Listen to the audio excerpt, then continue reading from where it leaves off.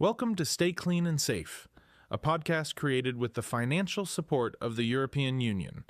Here we share ideas, tips, and stories that will help us build healthier, safer, and cleaner communities together. Let's get started. Hello. Today we will talk about what really affects our everyday life, health, and well-being. We will look at something that probably everyone loves: food. We will not only talk about what we eat, but how we eat. Why we eat in a certain way and what we can change to take care not only of our body, but also of the planet. We talk about the habits of food youth and how important they are for physical and mental health. We will think about why it is so difficult to make healthy changes and how to make good habits stay with us longer, without frustration and a constant restart. We will also look at the zero waste concept looks like in practice. In other words, how to eat consciously, taking care of the environment. Is it even possible with a tight schedule and a limited budget? We invited people who support youth on their way to change, from unhealthy habits to a conscious and balanced lifestyle. We will find out what works in practice and how to support young people in building a healthy relationship with food and with themselves. Today's guests are Anna, a youth educator organizing and running educational workshops for young people, cooperating with youth associations for mental and physical health. Good morning.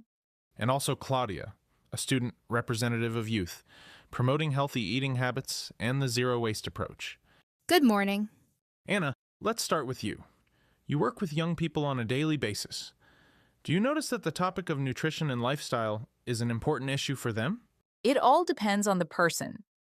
Since it became popular to be fit and fit products appeared on shelves, protein plus products and the like, it has become a more popular topic.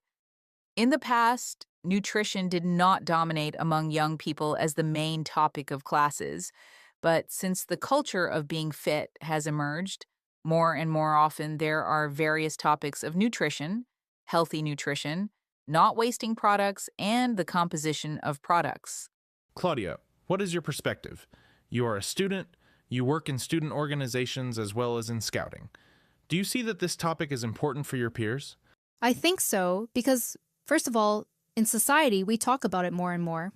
Content appears on social media, but also various policies such as those from the European Union, which are more pro-ecological and more pro-healthy nutrition. Therefore, I believe that my circle of acquaintances, whether students or organizations, talk more and more about it. In NGOs, there is even such a pressure to talk about it, to educate about zero waste, about better healthy nutrition, how it affects us.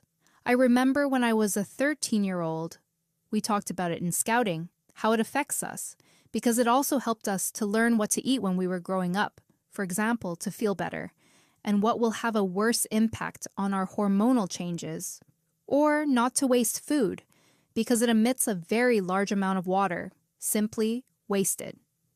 Therefore, I believe that this topic of healthy nutrition and ecology is growing more and more in my environment.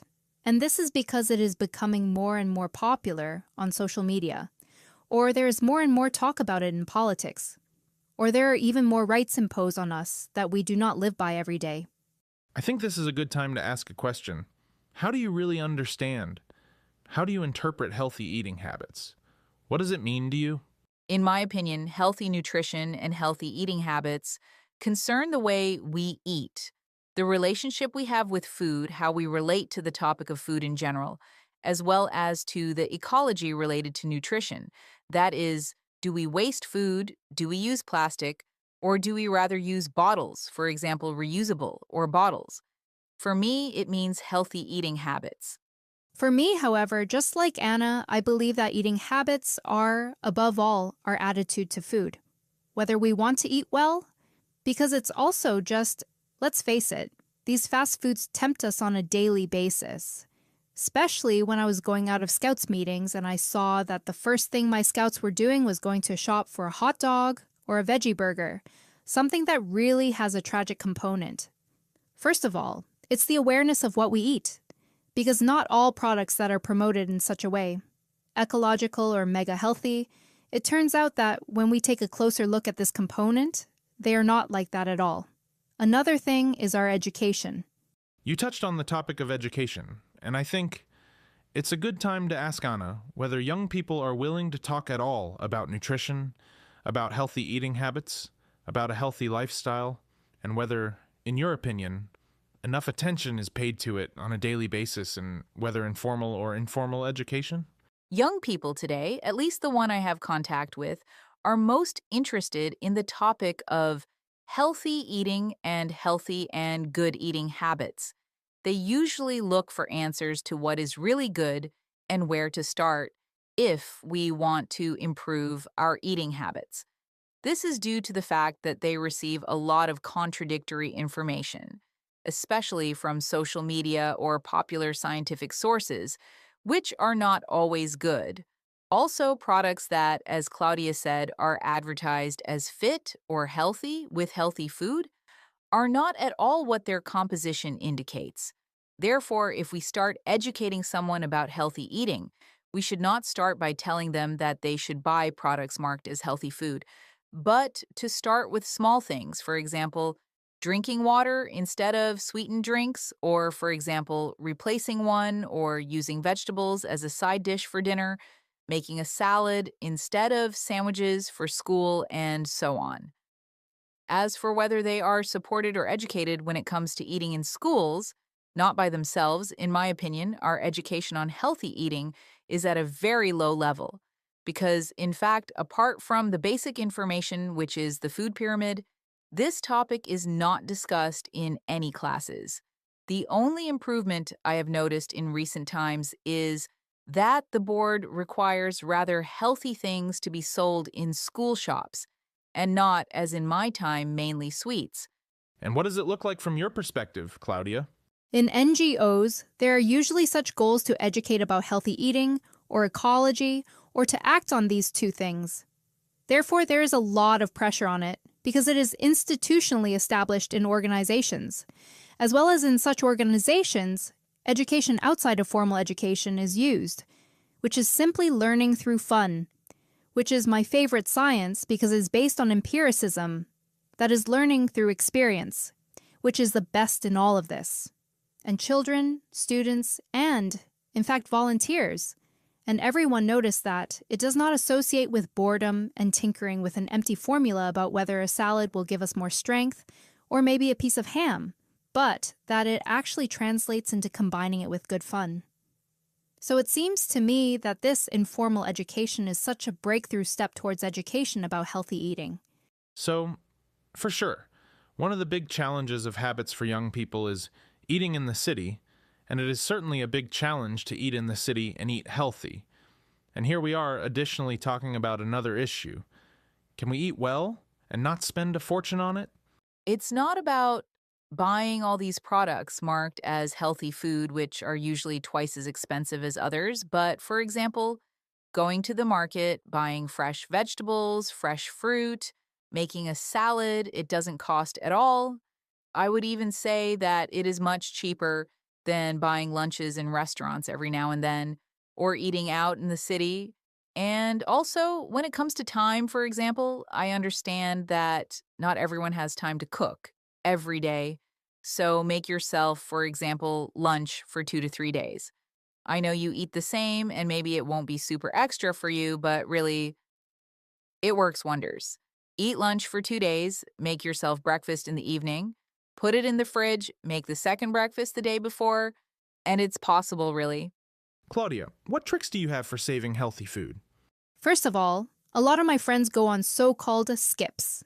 That is, they just come in the evening before closing to the store, such large ones like Biedronka, Carrefour, and they ask if they have something, a date, such a weak date of importance. So this is the first way. The second way, when I lived alone abroad, I very often use such an application, Too Good to Go, whose task is where people just go to their small companies, such as cafes or even large ones like Carrefour, for example. It is very popular in Lodz or Orlen, BP station. They display food that they know will just go bad, and it is 70% cheaper. And it saved me a lot, for example, on the exchange where I was, because if I didn't have time, or I didn't feel like cooking, I took, for example, a meal from Azor's Pokebo, and I bought it there for just €3 out of 15. And this meal was very, very good, because there were only vegetables inside. Actually, with rice. That's it. I, for example, personally don't like meat. I'm just not a vegan. Sometimes I eat meat, but I see when I do shopping, or when my mom and I do shopping, that my meatless products are much, much cheaper, and that overall it costs a lot less money.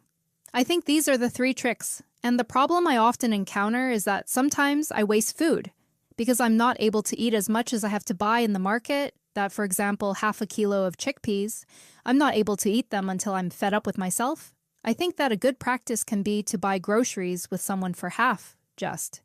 Anna, we just talked about zero waste, which in a way is also related to healthy eating and a balanced way of thinking about food. Tell me, from your perspective as an educator, what are the simple actions that teenagers can take to limit food waste? In addition, of course, to what Claudia mentioned. First of all, let's plan our shopping and plan our menu. Thanks to this, we won't have to buy excess products and we will know exactly what we have in the cabinets. Also, before going shopping, remember to check the cabinets and fridges. Secondly, use the leftovers. Creativity really pays off here. We are also lucky to live in the age of the internet and artificial intelligence, which was recently made aware of by the participants of my workshops. If you really have no idea how to use leftovers, enter the products you have into the GPT chat and ask for a simple and easy quick recipe. You will definitely get an answer. One more thing, check the expiration date and eat what breaks down faster. This is a basic mistake that most people make, and it is very easy to fix. And remember about the correct storage of food. Closed food in containers keeps freshness longer. If we boil something too much, it is worth taking into account sharing with someone, for example, with a colleague or neighbor. Such small changes can have a huge impact not only on our wallet, but also on how much garbage we produce. We already know how to eat in a more balanced way, how to do it healthier, but now I wanted to ask you if it is worth it.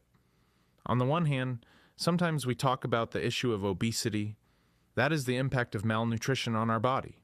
But on the other hand, our way of eating may also affect our spirit, our mind. Have you observed, or do you know how nutrition affects our self-esteem? For example, healthy fats can be found in nuts or fish. They support the brain's work and improve memory. In turn, carbohydrates, such as bread or groats, give us energy for longer and help us stay focused in class. Vitamins are also very important, especially those from Group B, or magnesium and iron. Their shortcomings can lead to fatigue, irritability, and even mood swings. Unfortunately, in our times, we eat too much sugar and processed food, and it has a negative impact on our well-being. It causes mood swings, drowsiness, or dissociation.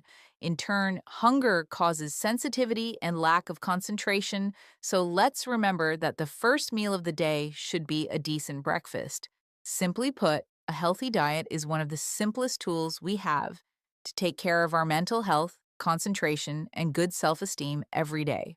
In general, it is very, very important to work with young people, to take care of them, to feed them, because often it also deals with some malnutrition problems. And when we are in colonies or we have several-day workshops, it is very important that young people take care of themselves, because many times I have come across such a situation that someone did not eat enough, for example, or ate too little, after which it resulted in, for example, that in the camp he was just limping because his body did not have all these nutrients supplemented, so he just had to deal with it himself in a certain way. And the same is with heat stroke. There is heat now, so remember to drink at least 2 liters of water every day. And also, above all, it seems to me that this healthy diet can have an impact on good self-esteem, not only internal, but also external, because what we eat also has an impact on how our hormones work. Therefore, this heat stroke, for example, may or may not intensify, which also affects the mental health of young people, which is very, very important at this time to take care of it. Okay, then let's think about how to put it into practice. Anna, tell me, for people who want to start this new path in their lives, a healthy, conscious diet, would you advise a radical change or small steps? Definitely, radical changes should be avoided. For everyone who suddenly wants to change their diet, they want to be fit, they want to be vegan, I definitely advise against it because usually after 2 to 3 weeks, we go back to our old habits because it is too big and suddenly a burden for the body. The path of small steps is the best choice. You can really start with small things. You can make a weekly plan. For example, I drink 2 liters of water a week. In the next one, I add 1 portion of fruit or vegetables. In the next one whole meal, for example, is supposed to be healthy, healthy food. It really works wonders. Reward yourself for enduring because it's not easy. Changing yourself is never easy, but it's worth starting with something and really start with small steps. It doesn't matter that others around you say they are fit, that they eat this and that. It doesn't matter. Act in a way that is good for you and not in a way that you cut yourself and worsen your mental health because you know you won't be able to stand it.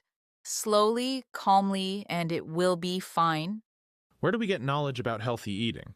It seems to me that nowadays it is difficult to get knowledge about any topic because we live in a time of hybrid war. Therefore, any information on the internet can be in any way contradictory. That's why it seems to me that it's hard to find such information. However, what I use and what I recommend, for example, personal trainers, they just put in the recipes and write that it has this much protein or that it has this much carbohydrates. The second thing I use to keep such a minimum is such an application on the phone. It's called Healthy Purchases, thanks to which we simply scan the barcode of a given product and a list appears. Because not everyone knows what, for example, E47 or E53 means. Then this application verifies this list and then tells us what is very harmful, what is less harmful, what is great for our body. And here's a fun fact. When I was going to the gym and I started to be very interested in it, I bought these bars that clearly suggested that they have a lot of protein and are great for the gym and for sporty people, and I scanned this barcode. Thanks to this application, it turned out that this composition has everything in red. For example, mega harmful, carcinogenic, and so on. And when I scanned an ordinary popular bar, it turned out that it has a better composition. Even after the gym, it has more protein than the product that is suggested, and has such a well-produced marketing, and has such a well-made advertisement to eat it after the gym or training. At the very end of our conversation, I would like to ask you, Anna, what advice would you give a young person who wants to start taking care of themselves and their health and how to deal with the crisis that may occur on such a journey? As I said before, start with small steps. There must be no sudden changes. And even if you can't stand it, don't break down, don't stop, start from the beginning, and everything will be fine. Thank you for listening to Stay Clean and Safe, a project funded by the European Union. Remember, small steps lead to great changes in maintaining our world clean and safe. Take care of yourself and be safe.